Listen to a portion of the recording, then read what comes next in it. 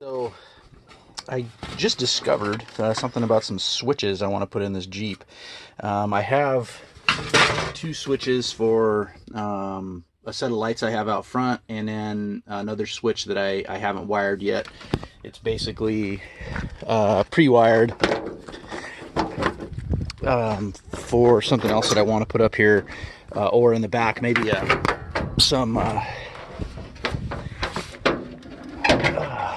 maybe some rock lights or something like that.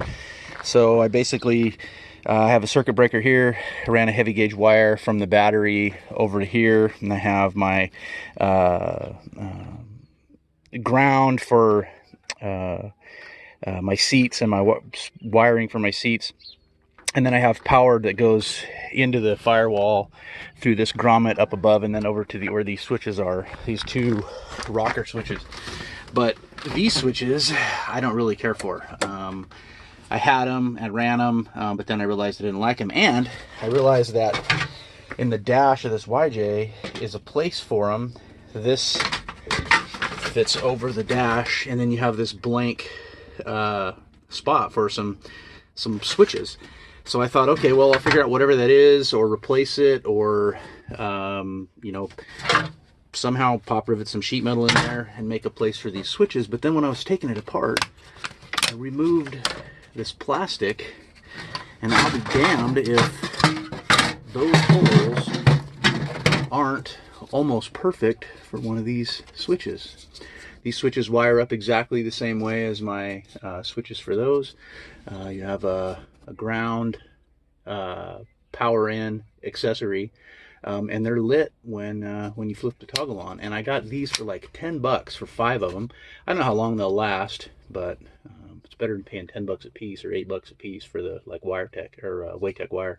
Anyway, so what I'm going to do is I'm going to remove this.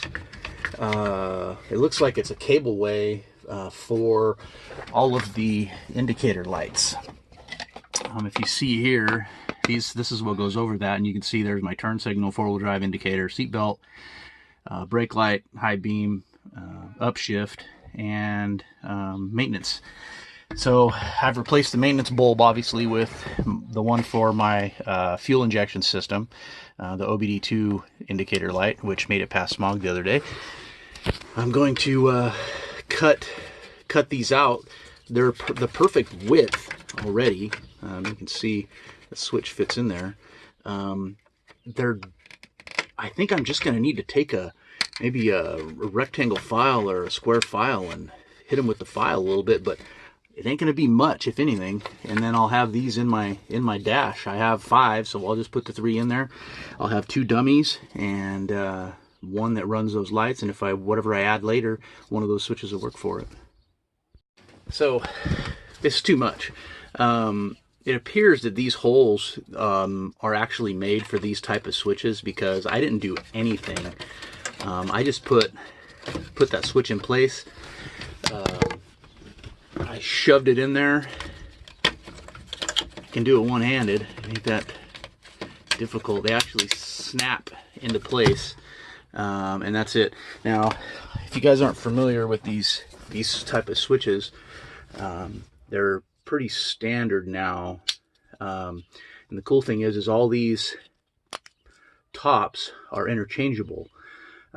So once you can pop this off and you can change this for any other color. And I bought these as a set of 5 that were already with a red indicator. Turns out it's kind of orange, but close enough.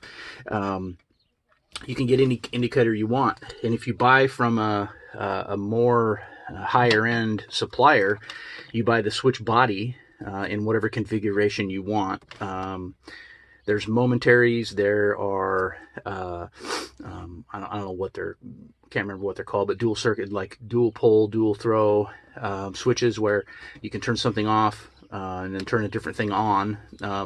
Like depending on what position, they might have 3 positions: on, off, on, or momentary on, off, on, or off, on, momentary on. Like if you were going to start something, they're super trick. These I just bought are single pole. They have off and lighted on, which is what I want. All right, so here's the original switch plate that I had in there. I just made it out of stainless steel.